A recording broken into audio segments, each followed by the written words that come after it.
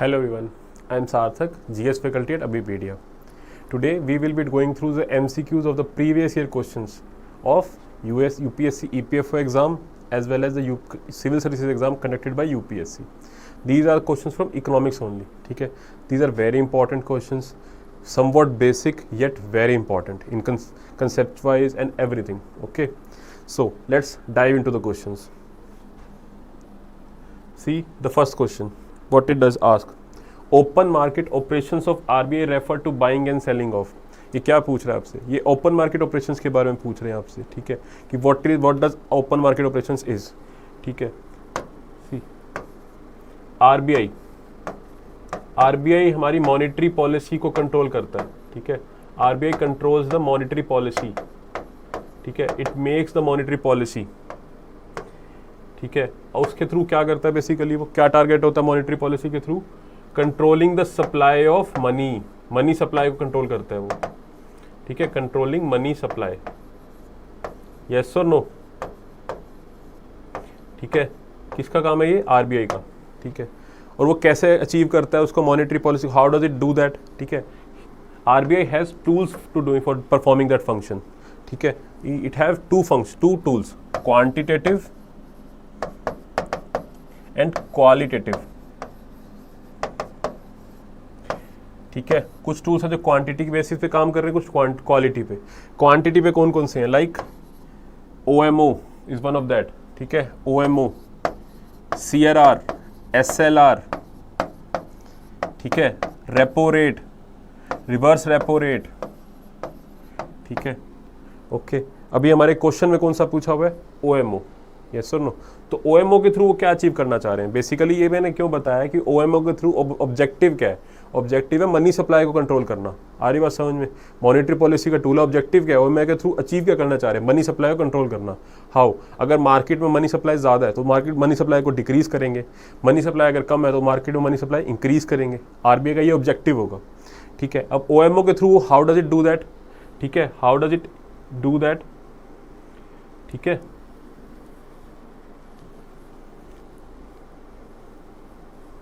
okay, like it does the function of controlling the money supply in the market through OMO by buying and selling of government securities. ठीक है, by buying and selling of government securities. How does it do that? By use of government securities. Basically government securities, government bonds एक ही बात है. ठीक है, कैसे करेंगे उसको? मान लो अगर मनी सप्लाई को इंक्रीज करना है. ठीक है, अगर मनी सप्लाई को इंक्रीज करना है, मनी सप्लाई को इंक्रीज करना है मार्केट के अंदर मनी सप्लाई क्या चल रहा है? कम चल रहा है. तो उस केस में क्या करेंगे वो? वेदर इट विल बाय और सेल. ठीक है, अगर वो गवर्नमेंट, मान लो मार्केट में वो गवर्नमेंट सिक्योरिटी को बाय करेंगे तो उसके लिए क्या देंगे? पैसा देंगे, मनी देंगे मार्केट के अंदर. यस और no? So in that case money supply will increase. Government security purchase करेंगे तो मार्केट में मनी सप्लाई इन्फ्यूज होगा. यस और नो? और सेल करेंगे तो, ठीक है, सेल करेंगे तो मार्केट में वो गवर्नमेंट सिक्योरिटी अपनी सेल करेंगे तो मार्केट में मनी सप्लाई को डिक्रीज करेंगे. आ रही है बात समझ में? यस और नो?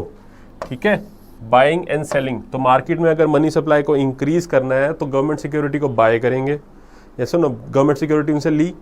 ठीक है, एंड मनी सप्लाई दे दिया, उनको पैसा दे दिया. यस और नो? इस केस में क्या होगा? मनी सप्लाई इंक्रीज होगा.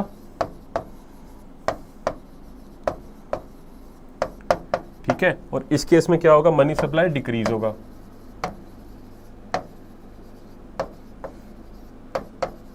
आई होप ये समझ में आ रहा होगा. ठीक है, कि कैसे गवर्नमेंट सिक्योरिटी को बाय करने से मनी सप्लाई इंक्रीज हो रहा है. Because RBI will have to pay for that government security and it has to pay in the form of money. तो मनी मार्केट, मनी इकोनॉमी में जाएगा तो मनी सप्लाई इंक्रीज होगा. In that way if they are buying the government security they are increasing the money supply in the market. And if they are selling the government security they will have to, if they are selling the government security they will have to fetch the money. ठीक है, government security देंगे तो सामने वाले को money देना पड़ेगा RBI को.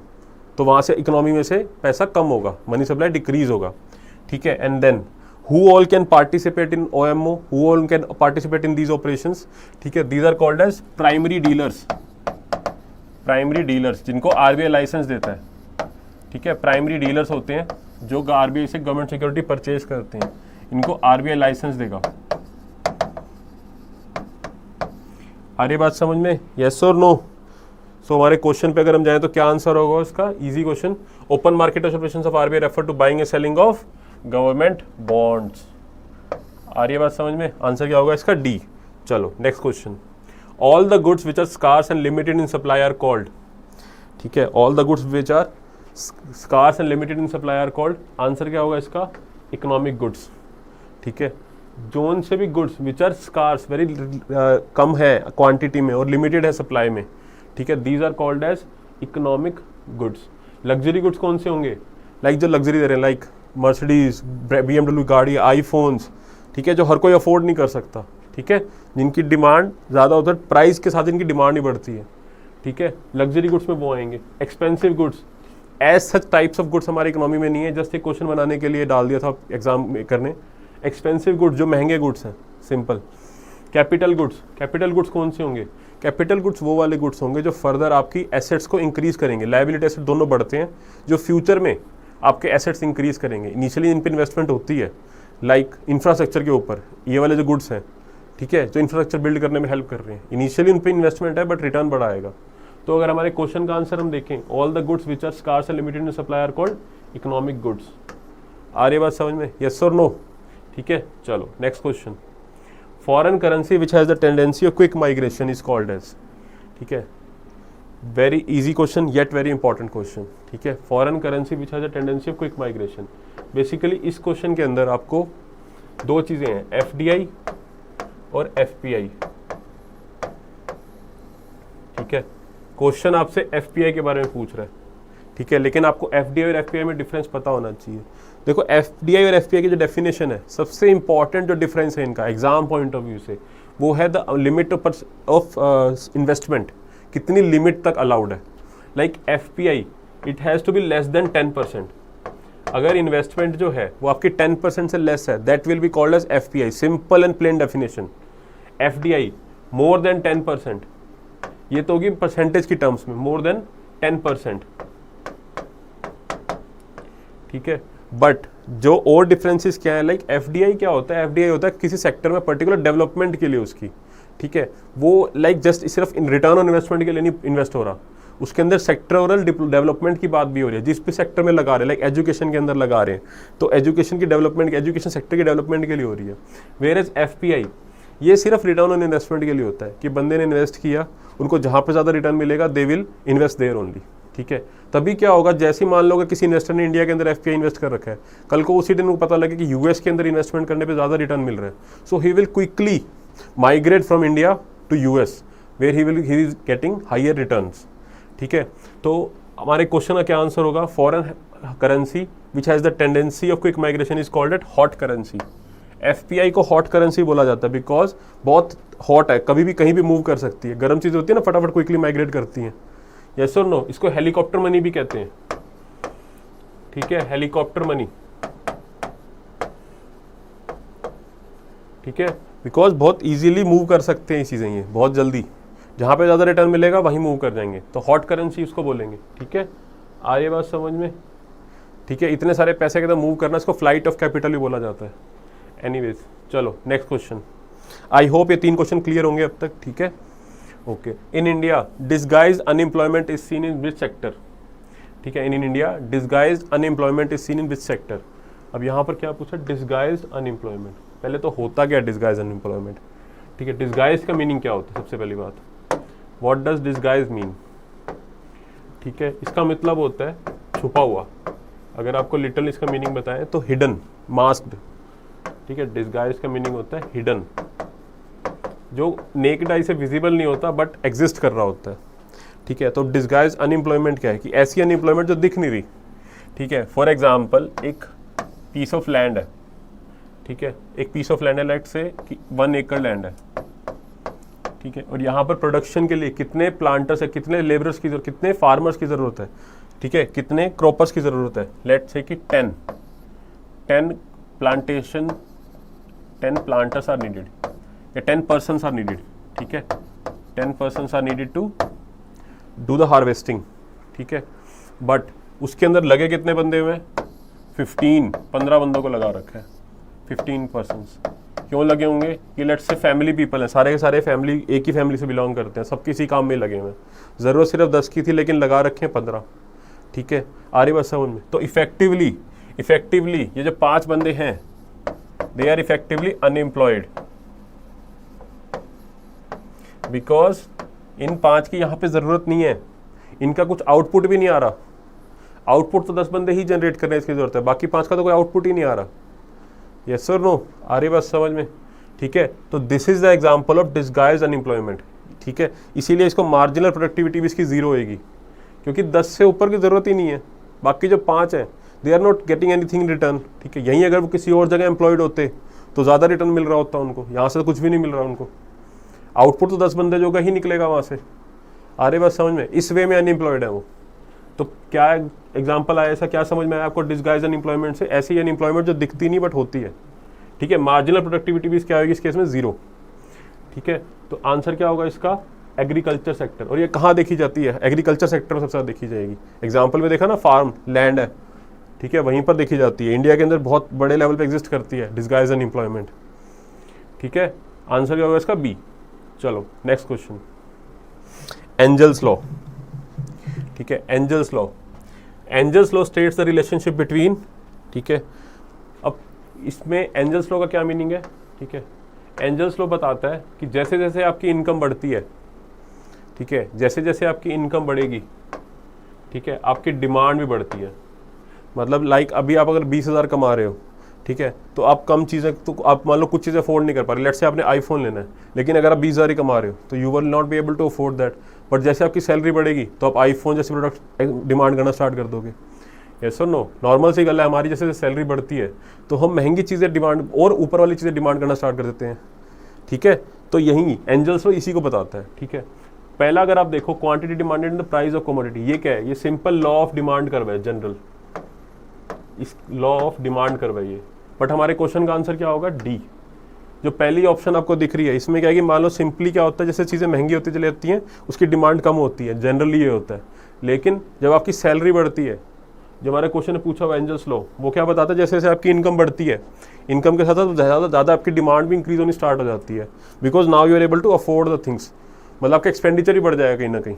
ठीक है, तो देख के खर्चा करना चाहिए।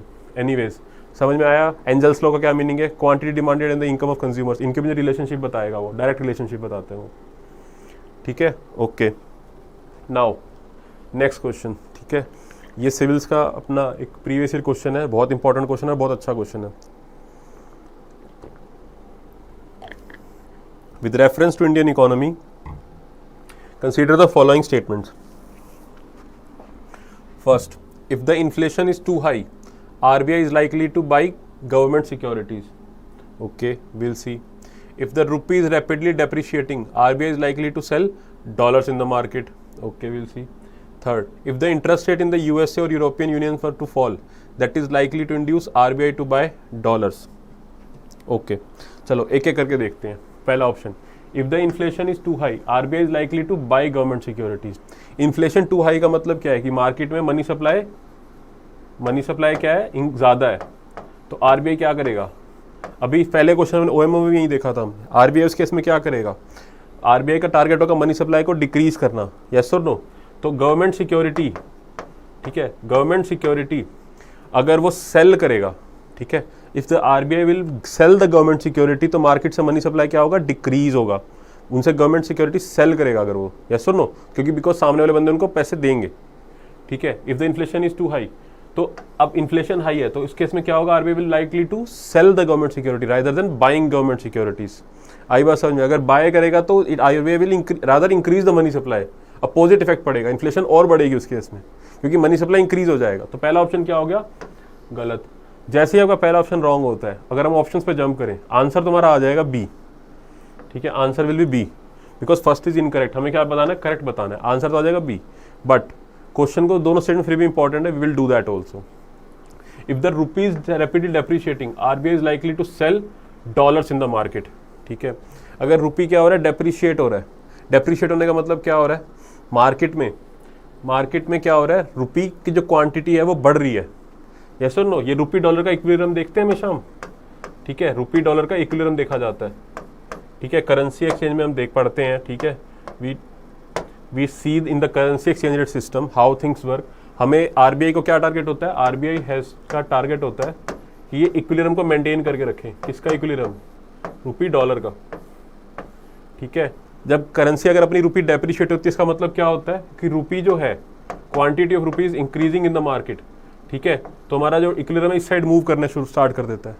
तो हमें क्या करना होता है, हमारा जो इक्विलिब्रियम है, मान लो रुपी इस साइड है, लेफ्ट साइड है, और ये डॉलर है, और अगर ये इक्विलिब्रियम को मेंटेन करके रखना है, अगर मार्केट में रुपी डेप्रिशिएट हो रहा है मतलब रुपी इंक्रीज हो रहा है, तो आरबीआई क्या करेगा, इधर इसको ऊपर लेके आएगा, नहीं तो या फिर इसको नीचे लेके आएगा, यस और नो। तो अगर रुपी इधर ऊपर पहुंचा हुआ है तो डॉलर को इधर लेके आना है, तो आरबीआई क्या करेगा, आरबीआई मार्केट के अंदर डॉलर का सप्लाई इंक्रीज करेगा, यस और नो। डेप्रिसिएशन जो है उसको इक्विलिब्रियम को वापस मेंटेन करने के लिए RBI will sell dollars in the market, ठीक है। आई होप ये चीज क्लियर हुई होगी, ठीक है। If the rupee is rapidly depreciating RBI is likely to sell dollars, yes it is correct. If the, ठीक है, second is correct. If the interest rate in the USA or European were to fall, that is likely to induce RBI to buy dollars, ठीक है। अब ये क्यों हो रहा है, अगर इंटरेस्ट रेट क्या हो रहे हैं यूएसए के अंदर कम हो रहे हैं, इफ आरबी इंटरेस्ट रेट क्या हो रहा है यूएसए और ईयू के अंदर कम हो रहे हैं, मतलब क्या होगा कि वहां पर जो इन्वेस्टर्स हैं, जो इन्वेस्टर्स को वहां पे रिटर्न कम मिलेगा, so they will likely to infuse dollars in the Indian economy. वहां से मूव करके वो हमारे इंडिया के अंदर मूव करना स्टार्ट करेंगे, ठीक है। तो इंडिया के अंदर क्या होगा, डॉलर्स का सप्लाई क्या हो जाएगा, बढ़ जाएगा उससे। आ रही बात समझ में, ये यही कह रहा है। इंटरेस्ट रेट क्या हो रहा है, likely to fall, word fall, तो मतलब वहाँ पे रिटर्न ऑन इन्वेस्टमेंट कम मिलेगा। भी थोड़ी देर पहले एक क्वेश्चन ने बताया कि जब रिटर्न उनको जहाँ पे ज़्यादा मिलता है वहीं पे मूव करते हैं, तो जैसे अगर वहाँ पर इंटरेस्ट रेट कम होगा तो वहाँ से इन्वेस्टर्स मूव करेंगे इंडिया की तरफ, यस और नो। तो उस केस में क्या होगा, डॉलर का सप्लाई इंडिया के अंदर क्या हो जाएगा, इंक्रीज होगा, क्योंकि डॉलर्स में इन्वेस्ट कर रहे हैं, ज़्यादा डॉलर आ रहे हैं, बाहर से फॉरेन करेंसी आ रही है। तो आरबीआई क्या करेगा, ये वाला इक्विलिब्रियम फिर से बढ़ गया, मतलब डॉलर बढ़ रहे हैं, तो आरबीआई क्या करेगा, डॉलर को नीचे लाएगा, क्वांटिटी जो है डॉलर्स की इकोनॉमी से कम करेंगे वो। So RBI will likely to buy dollars, clear है, मार्केट से डॉलर को बाय करेंगे सो दैट रुपी इन्फ्यूज हो, डॉलर बाहर आए, क्लियर है। तो आंसर, ये भी करेक्ट स्टेटमेंट है, तो आंसर क्या होगा, बी 2 और 3। आई होप ये पॉइंट क्लियर हुए होंगे, ठीक है। Next, okay, next, in India which one of the following is responsible for maintaining price stability by controlling inflation, ठीक है। इजी क्वेश्चन है, ठीक है, factual one but easy one, ठीक है, फैक्चुअल है, इजी है, but yet very important question also. हम बहुत गलती कर देते हैं इसमें। हमें क्या लगता है कि इन्फ्लेशन कंट्रोल करना किसका काम होता है, ठीक है, हमें लगता है कि मिनिस्ट्री होगी कोई ना कोई, ठीक है, बट नहीं, को किसका काम होता है, इन्फ्लेशन कंट्रोल करना काम होता है, देखो आरबीआई का, ठीक है। अब यहाँ से एक इंपॉर्टेंट चीज़ बताऊंगा मैं आपको, ठीक है, वो क्या है कि आरबीआई के 8 functions, the 8 functions of RBI, ठीक है, आरबीआई के 8 फंक्शंस। 8 बेसिकली, उसमें से जो पहले 6 हैं वो बहुत इंपॉर्टेंट है, ठीक है। आरबीआई के जो 8 फंक्शन में पहले 6, first, RBI acts as a controller of money supply, ठीक है, एंड फॉरेन एक्सचेंज।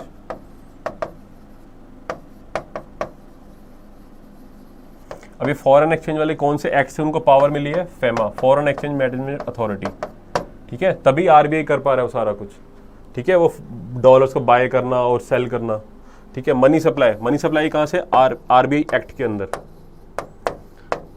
ठीक है। आ रही बस समझ में, यस और नो। इसी आरबीआई एक्ट के अंदर ही उनको इन्फ्लेशन टारगेटिंग वाली भी पावर मिली हुई है, इसी आरबीआई एक्ट के थ्रू मिली है, क्लियर है, आरबीआई एक्ट ऑफ 1934, ठीक है। ये 2 इंपॉर्टेंट फंक्शन होंगे, ठीक है। उसके अलावा it also act as a regulator, regulator of all banks, ठीक है, and all India financial institutions, ठीक है। इन 2 का रेगुलेटर भी एक्ट करता है ये, यस और नो। ये कहां से पावर मिली है, बैंकिंग रेगुलेशन एक्ट 1949, क्लियर है। और ये इंडिविजुअल एक्ट्स के थ्रू पावर मिली है, ऑल इंडिया फाइनेंशियल इंस्टीट्यूशंस। कौन कौन से आएंगे इसमें, एनएचबी, सिडबी, ठीक है, एग्जिम बैंक, नाबार्ड, ओके। उसके अलावा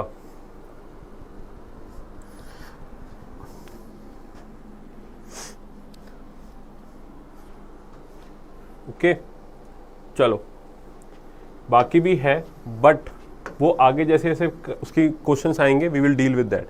बट एज ऑफ नाउ हमारा जो क्वेश्चन अगर हम डील करें तो हमारे उसमें क्या है, मनी सप्लाई, ठीक है, इन्फ्लेशन टारगेटिंग, यस और नो, वो किस में है, आरबीआई एक्ट, इस वाले पावर के अंदर है वो।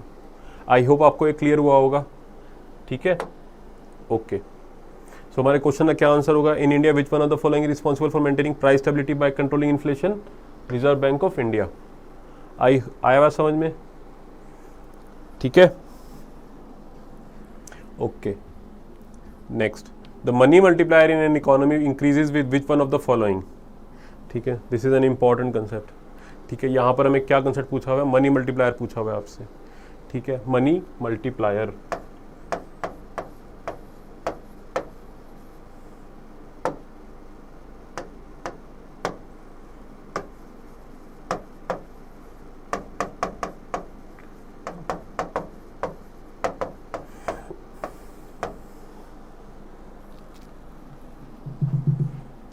ठीक है, मनी मल्टीप्लायर। वो जो आरबीआई के जो फंक्शंस थे ना, ठीक है, उनको किसी और क्वेश्चन में फिर डील करेंगे। और तीसरा फंक्शन भी होता है जो आरबीआई का, वो क्या होता है, बैंकर होता है। आपकी इन्फॉर्मेशन के लिए बता रहा हूँ कि banker to banks and banker to government, ठीक है। We will deal it with an another question, जब सामने कोई क्वेश्चन आएगा then we will deal with it, ठीक है। बैंक्स के लिए बैंकर की तरह काम करता है, लेंडर ऑफ लास्ट रिजोर्ट जिसमें काम करता है वो, ठीक है। और गवर्नमेंट के लिए भी बैंकर की तरह काम करता है, जिसमें गवर्नमेंट को उनका लोन, ठीक है, गवर्नमेंट के जो लोन्स, गवर्नमेंट सिक्योरिटी प्रिंट करके आरबीआई करके देता है उनको ये सारे काम, ठीक है। उसके अलावा भी 2 काम और होते हैं, promotional role, data publications, but जैसे जैसे क्वेश्चन आएंगे तब उसको डील करेंगे। आई होप आपको बात समझ में आ रही है। We will do a lot of MCQs, a lot of videos like this will be coming to you, ठीक है। So just keep following us and keep sharing the content, ठीक है, ओके। अब मनी मल्टीप्लायर, मनी मल्टीप्लायर क्या होता है, ठीक है। मनी मल्टीप्लायर बेसिकली कैसे पैसा मल्टीप्लाई होता चला जाएगा, ठीक है, मार्केट में कैसे पैसा मल्टीप्लाई होता चला जाता है, ठीक है। इसको समझने के लिए सिंपल सा रूल है, ठीक है। लाइक मार्केट के अंदर अगर 100 रुपये डिपॉजिट हुए, एक डिपॉजिट के अंदर 100 रुपये आए, ठीक है, तो जब 100 रुपये डिपॉजिट हुए और अगर सीआरआर लेट से चल रहा है 10%, ठीक है, तो बैंक के अंदर जब भी कोई पैसा जाता है, ठीक है, तो बैंक उस 100 रुपये को क्या लिखेगी, उनकी एक एसेट साइड होती है और एक साइड लायबिलिटी होती है। What I'm trying to teach you is, right, what is money multiplier, how does it works, ठीक है। सिंपली इसका आंसर भी बताएंगे, लेकिन आपको मनी मल्टीप्लायर अगर समझ में आएगा तो इससे रिलेटेड कोई भी किसी भी टाइप का क्वेश्चन आएगा, you will be able to answer that. तो कंसेप्ट को समझना होता है, ठीक है, don't just cram up the things, okay. तो अब क्या है, मान लो मार्केट में 100 रुपीज़ डिपॉजिट हुए, बैंक के अंदर 100 रुपीज़ डिपॉजिट हुए, एग्जाम्पल के लिए, हाइपोथेटिकल एग्जाम्पल है। तो और अब बैंक की जो बैलेंस शीट होगी उसमें 2 चीज़ें होती हैं, एक साइड एसेट होगा, एक साइड लायबिलिटी होगा, ठीक है। अब 100 रुपीज़ है, सीआरआर है 10%, ठीक है। तो पहले वो क्या लिखेंगे, एसेट में क्या लिखेंगे, अपनी लायबिलिटी में, एज इट इज 100 रुपीज़ लिख दिए जाएंगे, यस और नो। और एसेट साइड वो लिखेंगे 100 में से 10% उनको, सीआरआर क्या होगा, सीआरआर का मतलब उनको 10% साइड में रखना होगा, ठीक है, वो इमरजेंसी कंडीशंस के लिए, डिफॉल्ट ना उसके लिए होगा। तो 100 में से 10, 90, ठीक है। बाकी जो 10 रुपये हैं वो कहाँ जाएंगे, सीआरआर में, ठीक है। अब ये 90 आगे जाएंगे लोन में, यस और नो, आगे इसको लोन में घुमाएंगे, फिर फर्दर ऐसी साइकिल चलती रहेगी। सीआरआर आगे है, मान लो जिस बंदे ने इसको अर्न किए, जिस बंदे को आगे लोन मिला, ठीक है, फर्दर यहीं पैसे आगे 90 रुपीज़ के 10%, मान लो दूसरा बैंक है, ठीक है, आगे एक और बैंक है, एक सेकेंड,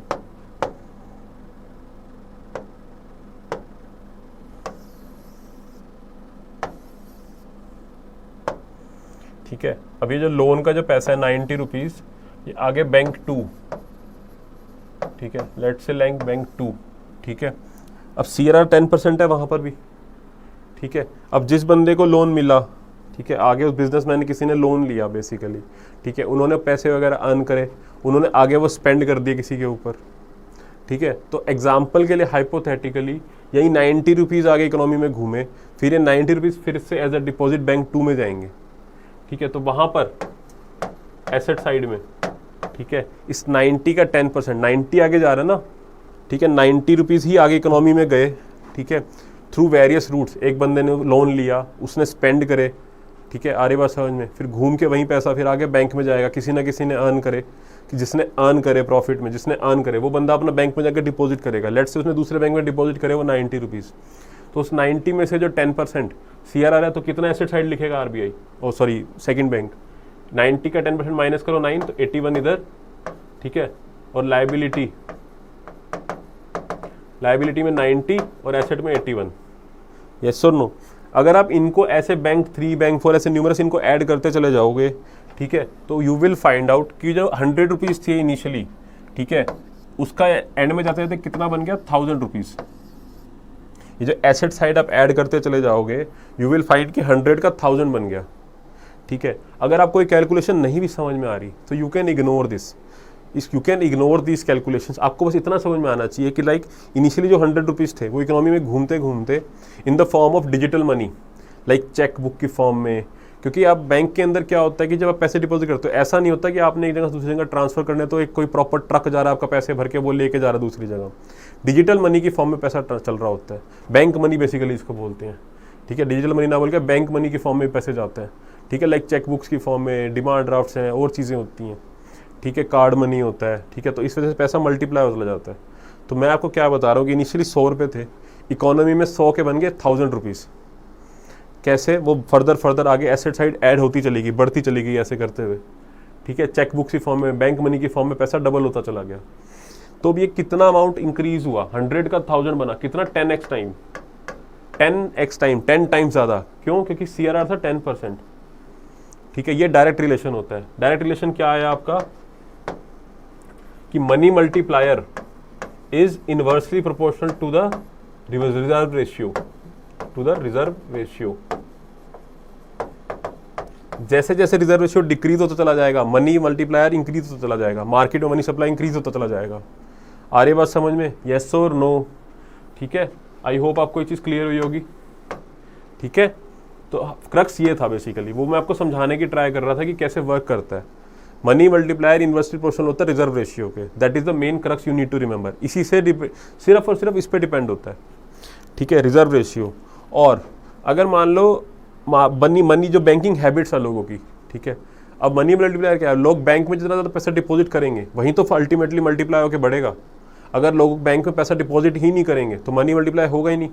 तभी मैंने वो कंसेप्ट बताया कि कैसे लोग पैसा डिपॉजिट करते हैं, वो लायबिलिटी और एसेट में जाता है, फिर वहीं फर्दर आगे साइकिल में जाता है, मनी इकोनॉमी वाली साइकिल के अंदर बढ़ता चला जाता है। वो साइकिल समझाने की ट्राई कर रहा था मैं आपको। आई बात समझ में? आई होप ये समझ में आया होगा कि मनी मल्टीप्लायर कैसे वर्क करता है, मार्केट में पैसा डबल कैसे होता है, मल्टीप्लाई कैसे होता चला जाता है, हाउ डज थिंग वर्क्स, ठीक है। See here now let's come on to our question. The money multiplier in an economy increases with which one of the following. और एक और चीज़, हाँ, अगर किसी भी फंक्शनल इकोनॉमी में, ठीक है, अगर कोई अच्छी इकोनॉमी होगी तो ऑब्वियसली उसके अंदर क्या होगा, लोन पे लोन लिए जा रहे होंगे तो पैसा डबल हो रहा होगा, क्योंकि इकोनॉमी फंक्शन कर रही है, लोग लोन ले रहे हैं, पैसा कमा रहे हैं, प्रॉफिट अर्न कर रहे हैं, फिर वहीं फर्दर डिपॉजिट कर रहे हैं दूसरे बैंक्स के अंदर। आ रही बात समझ में? इकोनॉमी फंक्शनल है, अच्छे से काम कर रही है। तो एक फंक्शनल इकोनॉमी में मनी मल्टीप्लायर जो होगा हमेशा एक से ज़्यादा होगा। मतलब मनी मल्टीप्लायर की वैल्यू कैसे निकाली आपने, बेस में 100 को रखा, इनिशियली 100 था, ऊपर 1000, ठीक है। इसको basically high powered reserve money बोलते हैं। ये कौन सा पैसा होता है वैसे, जो RBI प्रिंट करके देता है इनिशियली, ठीक है। और ये कौन सा होता है, M3 जिसको बोला जाता है, ठीक है। एनीवेज, तो हमने एग्जाम्पल के थ्रू भी याद करो कि लाइक 100 रुपये थे, 100 के 1000 बन गए, तो कितना मनी मल्टीप्लायर था, नीचे 100 था ऊपर 1000, कितना मल्टीप्लायर आया था 10। यस और नो? आई बात समझ? 100 के 1000 बनाए थे, मतलब बन गए थे इकोनॉमी में, ठीक है। तो मनी मल्टीप्लायर 10 है, तो मनी मल्टीप्लायर ग्रेटर देन 1 है। कोई भी फंक्शनल इकोनॉमी होगी वहाँ पर money multiplier will always be greater than 1, क्योंकि पैसा डबल होगा, पैसा बढ़ेगा, डबल नहीं, I mean it will increase, eventually it will multiply, because the economy is very very functioning. लोग बिजनेस कर रहे हैं, प्रोडक्शन हो रही है, डेवलपमेंट हो रही है, एम्प्लॉयमेंट बढ़ रही है, ठीक है। तो लोन लिए जा रहे हैं। आ रही है बात समझ में? ओके। और कोई भी अच्छी इकोनॉमी नहीं होगी तो money multiplier will be less then 1, वहाँ पैसा ही डबल बढ़ नहीं रहा होगा, लोन ही ले रहा, किसी को जरूरत ही नहीं पड़ी, प्रोडक्शन ही नहीं हो रही, तो पैसा क्यों चाहिए किसी को। आ रही बस, पैसा नहीं लेंगे तो मल्टीप्लाई नहीं होगा वो। ओके, अब क्वेश्चन पे आते हैं। The money multiplier in an economy increases with which one of the following. Increases, पहली बात तो क्या पूछा हुआ है, increases. Increase in the CRR, अगर रिजर्व रेशियो को बढ़ाएंगे तो money multiplier will decrease, market में मनी सप्लाई डिक्रीज होगा, तो ये तो नहीं होगा।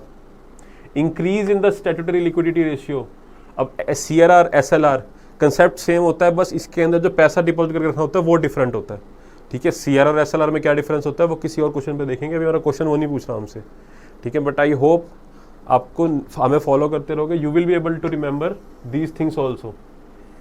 Okay, SLR।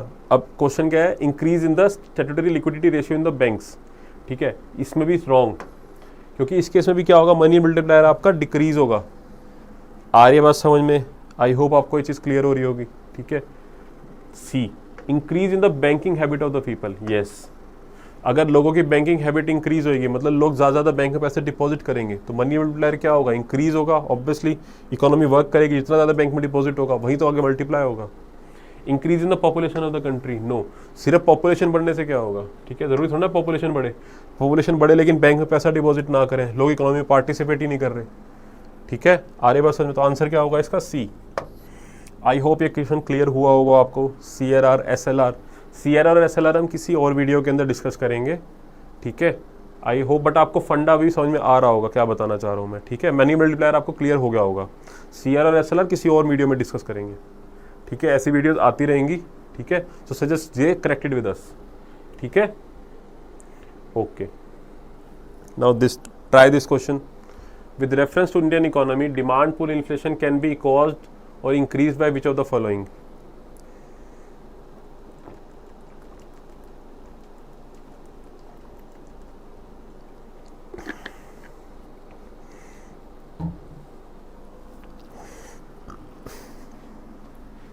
Okay,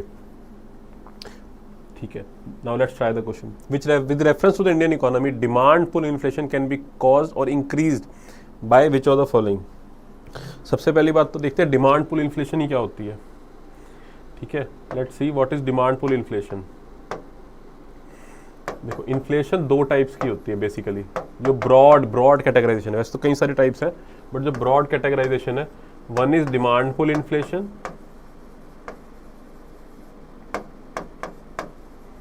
other one is cost push inflation. ठीक है, अब डिमांड पुल इन्फ्लेशन और कॉस्ट पुश में डिफरेंस क्या है? पहली बात तो डिमांड पुल इन्फ्लेशन होगी आपकी सिटीजन वाली साइड से, कंज्यूमर वाले एंड से, कंज्यूमर एंड से, और कॉस्ट पुश इन्फ्लेशन होगी आपकी सप्लायर वाले साइड से। बट ये वर्क कैसे करती है, होती कैसे है? डिमांड पुल इन्फ्लेशन में सिंपल है, अगर चीज़ों का सप्लाई, अब डिमांड कैसे बढ़ती है, मान लो सप्लाई, डिमांड बढ़ती कैसे है, अगर किसी आइटम की, किसी कमोडिटी का सप्लाई लिमिटेड हो, ठीक है, प्रोडक्ट सप्लाई लिमिटेड हो, लेकिन उसकी डिमांड बढ़ती चली जाए, उस केस में क्या होगा, चीज़ महंगी होती चली जाएगी। यस और नो? सप्लाई लिमिटेड हो, डिमांड सप्लाई सिंपली जो वर्क करते हैं, इन्फ्लेशन ऐसी तो करती है कि सप्लाई लिमिटेड है लेकिन उसकी डिमांड बढ़ती चलेगी, तो चीज़ें क्या हो जाएंगी, महंगी, इन्फ्लेशन, इन्फ्लेटेड वैल्यू आएगी उसकी। आ रही बात समझ में? That is what demand pull inflation is. ठीक है, और कॉस्ट पुश इन्फ्लेशन ये क्या होगी, ये होगी मान लो चीज़ों की जो इनपुट कॉस्ट है, अब मान लो एज अ प्रोड्यूसर, ठीक है, मैन्युफैक्चरिंग कॉस्ट मेरी बढ़ जाए, मेरे को जो रॉ मटेरियल है अगर वही महंगे पड़ रहे हैं, लाइक ऑयल का प्राइस बढ़ रहा है, क्रूड ऑयल जो इसके लिए चाहिए अपने को, ट्रांसपोर्टेशन की कॉस्ट बढ़ रही है मेरी एज अ प्रोड्यूसर, मेरे लिए रॉ मटेरियल की कॉस्ट बढ़ जाए, ठीक है, मान लो प्राइस बढ़ जाए ऑयल के, तो एज अ प्रोड्यूसर मेरे को महंगी पड़ेगी वो चीज़, तो ऑब्वियसली मैं अपने प्रॉफिट मार्जिन बढ़ाने के लिए मैं आगे प्रोडक्ट जो है सेल भी महंगा ही करूँगा। आ रही बात समझ में? In this way cost push inflation works. Clear है ये चीज़? आई होप ये चीज़ समझ में आई होगी। ठीक है, okay, now let's come down to our question. ठीक है, okay, with reference to the Indian economy, demand pull inflation can be increase. ये क्वेश्चन पूछ रहा है कि इन्फ्लेशन किससे बढ़ सकती है इनमें से। अब इन्फ्लेशन बढ़ने का मतलब क्या होगा, जो भी ऐसा स्टेप, जो भी ऐसा एक्शन जिससे मनी सप्लाई मार्केट में क्या हो जाए, इंक्रीज हो जाए। इन्फ्लेशन का मतलब वही होता है ना, मनी सप्लाई अगर इंक्रीज हो जाए मार्केट के अंदर तो उस केस में क्या होगी, इन्फ्लेशन होगी। अब डिमांड भी ऐसी बढ़ती है, लोगों के हाथ में पैसा ज़्यादा है तो डिमांड बढ़ती है। अब ज़्यादा पैसा आएगा तो मैं ज़्यादा डिमांड करूँगा, because now I can afford the things. ठीक है, हमने एंजल्स लॉ में भी देखी थी ये चीज़ अभी थोड़े टाइम पहले ही। ठीक है, तो वही चीज़ यहाँ पर देखनी है अब हमें कि कौन से ऐसे एक्शंस हैं जिसके अंदर मार्केट में मनी सप्लाई इंक्रीज हो रहा है, which will intentionally which will then that tend to increase the inflation. ठीक है, ओके, फर्स्ट एक्सपेंशनरी पॉलिसीज। अब एक्सपेंशनरी पॉलिसीज क्या होती है, गवर्नमेंट की, जिसके अंदर लाइक वो मार्केट के अंदर मनी सप्लाई को कहीं ना कहीं इंक्रीज कर रहे होते हैं, एक्सपेंडिचर बढ़ा रहे होते हैं अपना।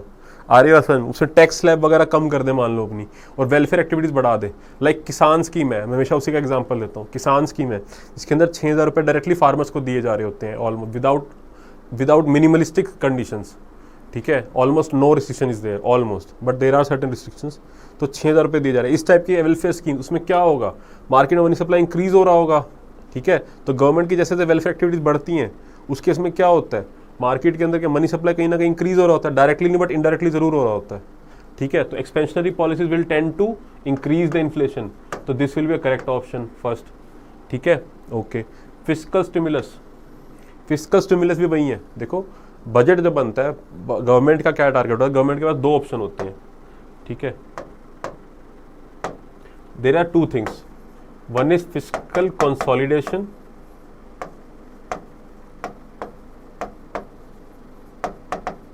Other one is fiscal stimulus.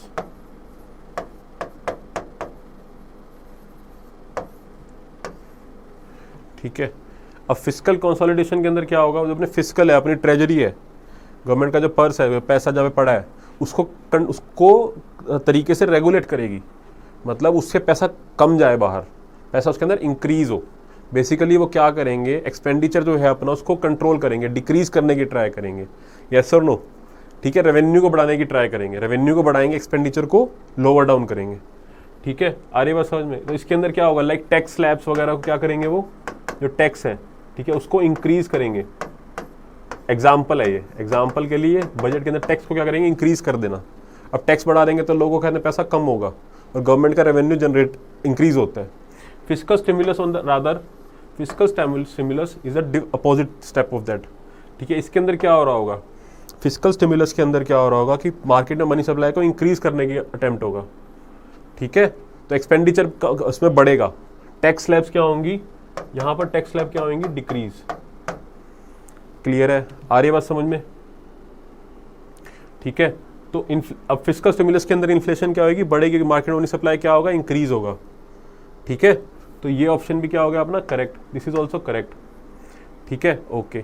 Inflation index wages, ठीक है, we will come to it. Higher purchasing power, rising interest rate, ठीक है। अब इंटरेस्ट रेट बढ़े अगर, ठीक है, अब इंटरेस्ट रेट अगर बढ़े,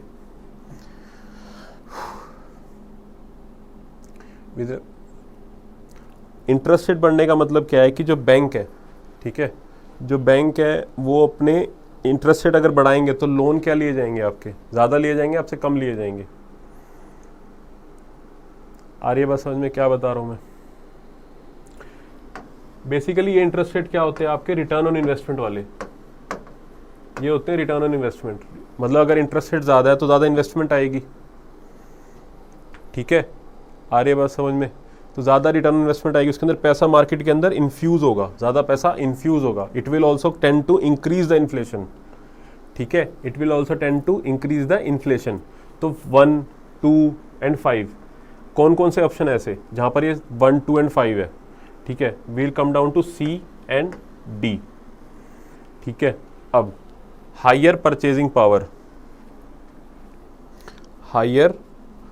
अब इन हायर परचेजिंग पावर भी आते हैं inflation index wages. Inflation index wages will also tend to increase inflation. How, because inflation index wages क्या होती हैं, जैसे जैसे इन्फ्लेशन बढ़े, ठीक है, इन्फ्लेशन जैसे जैसे बढ़े आपकी वेज भी उसके अकॉर्डिंग अगर एडजस्ट कर दी जाए, मतलब आपकी वेज जो है, सैलरी भी है, अगर इन्फ्लेशन के साथ साथ अगर बढ़ रही है उसी के साथ एडजस्ट हो रही है, ठीक है, तो उस केस में भी क्या होगा, उस केस में क्या होगा आपका, inflation will also tend, because आपकी वेज भी उसके अकॉर्डिंग बढ़ रही है तो आपके ऑब्वियसली मनी सप्लाई कहीं ना कहीं उसके अंदर भी इंक्रीज ही हो रहा है। आई होप आपको ये बात समझ में आ रही होगी। आ रही है बात समझ में, यस और नो, ठीक है। तो अब इसका जो ऑप्शन है 4th, ये ऑप्शन आप मेरे को ऑप्शन में बताओगे, ठीक है। Now I want answers from all of you कि इस क्वेश्चन का आंसर क्या होगा। I am not telling the answer of this one, ठीक है, I am waiting for your comments. I want answer from all of you, ठीक है, who all are watching the sessions, please do give the answer of this, ठीक है। Now you have to provide me the answer, मैंने narrow down कर दिया आपके लिए, ठीक है। Now you have to provide me the answer between C and D, let's see, ठीक है। इसका आंसर मैं नहीं दे रहा, ये आंसर आप करोगे मेरे लिए, ठीक है, okay. Now let's move on to our next question, which is the last question of the day, which is capital output ratio, ठीक है, capital output ratio. Now what is capital output ratio, ठीक है। Capital output ratio बहुत सिंपल है, कुछ नहीं है, ज़्यादा टेंशन लेने की ज़रूरत नहीं है। इसका मतलब सिंपल होता है कि आपको एक यूनिट आउटपुट, ठीक है, आपको एक यूनिट आउटपुट एक्स्ट्रा प्रोड्यूस करने के लिए, एक यूनिट आउटपुट प्रोड्यूस करने के लिए, ठीक है, कितनी कैपिटल की नीड पड़ रही है। एक यूनिट आउटपुट प्रोड्यूस करने के लिए कितनी इनपुट लग रहा है, बेसिकली कैपिटल क्या आपका इनपुट, कितना आपका खर्चा हो रहा है, कितने आपको इन्वेस्टमेंट करनी पड़ रही है आपको, ठीक है। ऑब्वियसली इसमें क्या चीज़ है, देखो अगर आप मान लो आपको कम कैपिटल में ज़्यादा आउटपुट जनरेट कर पा रहे हो, तो आप मतलब क्या ज़्यादा एफिशिएंट हो गए, आ रही है बात समझ में। अगर आप कम कैपिटल में ज़्यादा आउटपुट प्रोड्यूस कर रहे हो, इसका मतलब क्या है, you are very very efficient. अगर आपको ज़्यादा कैपिटल लग रही है और आउटपुट कम जनरेट हो रहा है, तो क्या है, आप लेस एफिशिएंट हो। बेसिकली मैं आपको क्या बता रहा हूँ कि higher the capital and lesser the output, ठीक है, तो in that case you are less efficient. Lesser the capital more the output generated, then you are more efficient, ठीक है। तो मतलब कैपिटल आउटपुट रेशियो कैसे होता है, ऊपर आउटपुट, ठीक है, नीचे कैपिटल, ये कैपिटल आउटपुट रेशियो है, this is capital output ratio.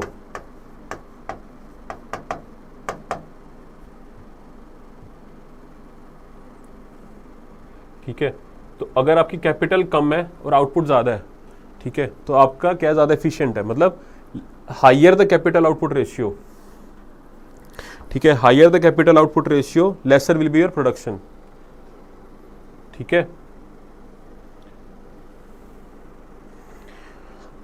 मतलब जितना ज़्यादा आपका कैपिटल आउटपुट रेशियो होगा ना, उतना ही आपकी इकोनॉमी अच्छी नहीं मानी जा रही, मतलब कम होना चाहिए। Capital output ratio should be lower, ठीक है, मतलब कम कैपिटल में ज़्यादा आउटपुट आप प्रोड्यूस कर पा रहे हो, आ रहे बस समझ में, ठीक है। जितना आपका कैपिटल आउटपुट रेशियो कम होगा, उतनी आपकी एफिशिएंसी बढ़ेगी, ठीक है। तो जितनी ज़्यादा अच्छी डेवलप्ड इकोनॉमी होती है, उनका कैपिटल आउटपुट रेशियो हमेशा कम होगा, कम कैपिटल में ज़्यादा आउटपुट प्रोड्यूस कर पा रहे हैं वो। क्लियर है ये चीज़, ठीक है, okay. So capital output ratio means the ratio, देखो first option, it is the per unit cost of production, no. The amount of capital invested per unit output, yes. The ratio of capital depreciation to the quantity of output, no. The ratio of working capital employed to the quantity of input output, no. इसका answer होगा B, simple, ठीक है। I hope ये चीज़ समझ में आई होगी आपको, ठीक है। These were the few questions that I brought today for you, ठीक है। ऐसे ही क्वेश्चंस मैं लेके आता रहूँगा आपके लिए, ठीक है। और अगर आपको ऐसे MCQs, ठीक है, और अटैम्प्ट करने हैं, ठीक है, because your EPFO exam which is an objective exam, ठीक है, उसके अंदर MCQ बेस्ड क्वेश्चंस ही आएंगे, और economy is also very important section है, there are other important sections as well, ठीक है। तो उसके लिए आप हमारी टेस्ट सीरीज़ को ज्वाइन कर सकते हो, ठीक है। अबीपीडिया, ठीक है, you can join Abhipedia, you can join our test series, you can see our past results, we have able to got 210 selections, ठीक है। लास्ट ईयर भी हमें 210 सिलेक्शंस हुए हमारे यहाँ से, ठीक है, okay. And now you also have a very golden opportunity, ठीक है। Earlier the test series was already at a very lesser price, already सिर्फ 750 रुपीज़ की थी, and now you will also be getting 100% cashback. आपको 100% cashback मिलेगा अबीपीडिया के wallet के अंदर, जिसके थ्रू आप डिफरेंट और कोर्सेज भी परचेज कर सकते हो। आई होप आपको ये बात समझ में आ रही होगी, ठीक है। ये आपके लिए गोल्डन अपॉर्चुनिटी है, so please grab this opportunity, ठीक है। अपनी प्रिपरेशन को और एनहेंस करो, ठीक है। अपने चांसेस को और इंक्रीज़ करो EPFO को क्लियर करने के। बहुत अच्छा एग्जाम है, बहुत अच्छी अपॉर्चुनिटी है आपके पास, ठीक है। यू कैन ज्वाइन अस, ठीक है, यू हैव वंडरफुल चांस, ठीक है, okay. I wish you all a very good luck, ठीक है। वी विल मीट अगेन, ठीक है। So do like, comment and share our videos, ठीक है। मैं फ्यूचर में ऐसी वीडियोज़ आपके लिए लेके आते रहेंगे हम आपके लिए, ठीक है, okay. Thank you and have a nice day.